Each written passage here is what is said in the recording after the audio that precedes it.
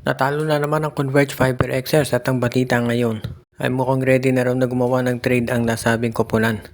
Baka daw bitawan na ng Converge ang kanilang big man na si Jonel Policarpio at ito ipadala sa Phoenix Fuel Masters kapalit ni Kai Balungay.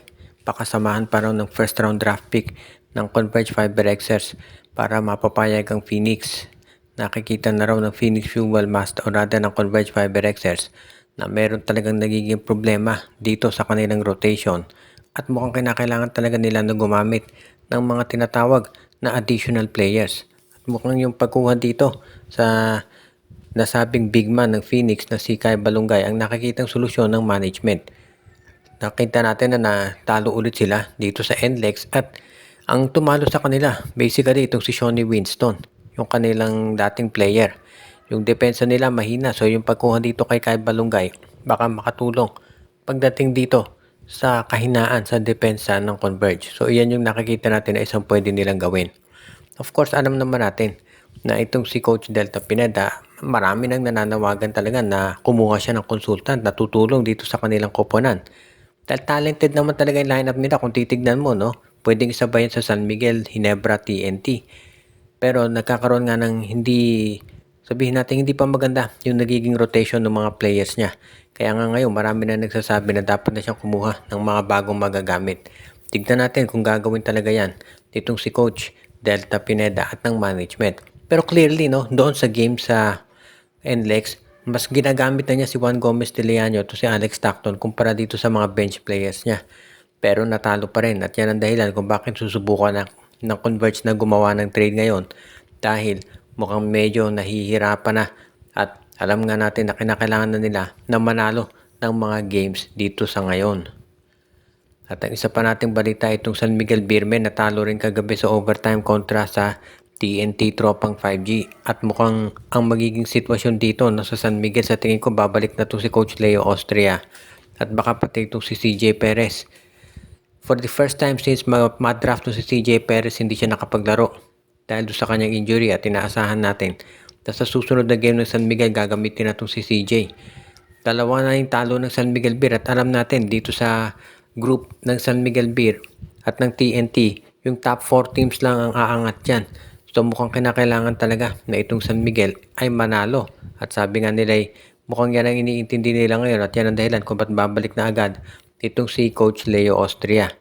Alam natin na mukhang medyo okay na si Coach Leo. Actually kung pinapanood ninyo yung game kagabi, madalas siya na yung nakatayo doon at nagmamando doon sa mga plays. So hindi na ako magugulat kung magfu-full time na to sa susunod na game ng San Miguel dahil mukhang kinakailangan na talaga nila. At yan siguro yung isa doon sa mga bagay na iniintindi ngayon nitong San Miguel Beermen talaga.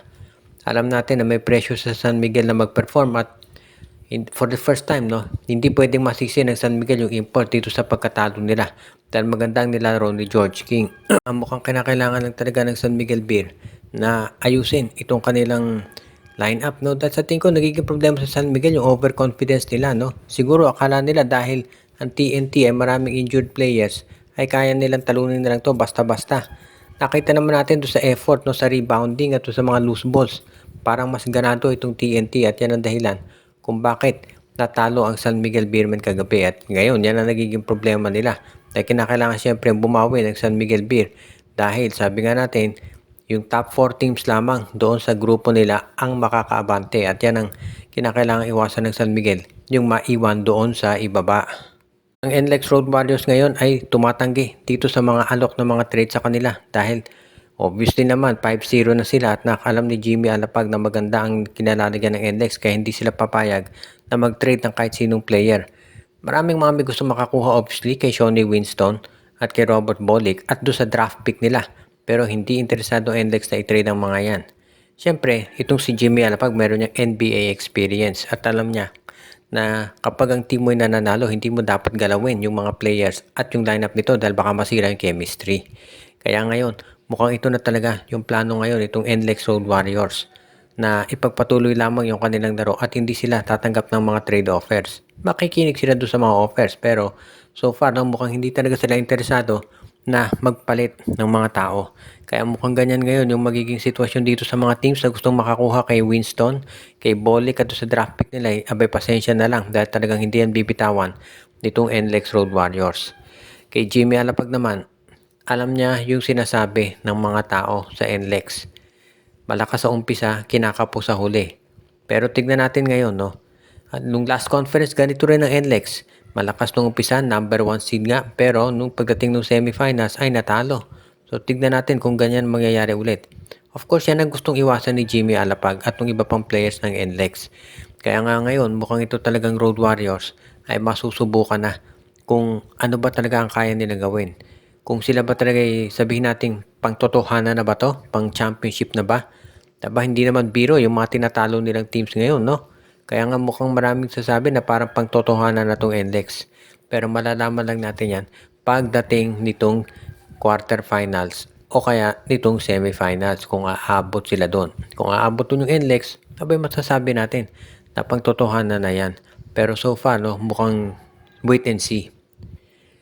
Ang Barangay Ginebra ngayon ay isa dito sa mga teams na nag-i-inquire tungkol sa big man na si Luis Villegas. Biglang dumami yung mga teams na nagka-interest dito dahil nakita natin yung laro ni Villegas dito sa Rain or Shine Elasto Painters. Kaya naman talagang makasasabi natin na to si Villegas, isa siya doon sa mga players na maganda yung ginawa ng Rain or Shine. Nagtiyaga silang maghintay dito ng halos 2 taon. Dahil doon sa samo-sama ring injuries, hindi ito nakapaglaro. Pero ngayon naglalaro na, nakita natin kung ano ang kaya nitong gawin. At yan ang dahilan kung bakit siya ngayon ay ginagamit talaga ng maigi nitong si Coach Jiang Giao. Big man na may inside game, may outside game din. Kaya mukhang ito na talaga yung bagay para dito kay Coach Jiang. Kaya nga sa tingin ko talaga mukhang itong si Luis Villegas hindi na yan ititrade nitong Rain or Shine Elasto Painters. Iniintay na lamang nila na magkaka-recover na itong si Kit Datu at magiging maganda na yung rotation nitong Rain or Shine pagdating sa big men. Hindi na sila yung makakaproblema katulad nung dati na laging kulang sa mga sentro. Kaya sa tingin ko itong Rain or Shine Elasto Painters, maganda ang magiging effort nila kapag nagkaroon sila ng mga healthy players.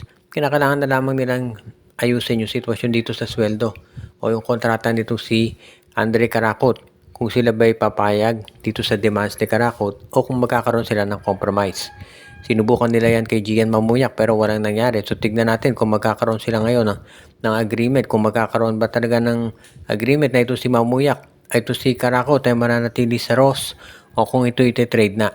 Ang alam natin, mas mataas ang trade value nitong si Gian Mamuyak kaya hindi siguro dapat umasa ang Rain or Shine na makakakuha sila ng pick kapalit ni Andre Karakot. Malamang bench player din ang makuha nila at yan talaga yung iniintay natin na gawin nitong Rain or Shine Elasto Painters dito sa kanilang lineup.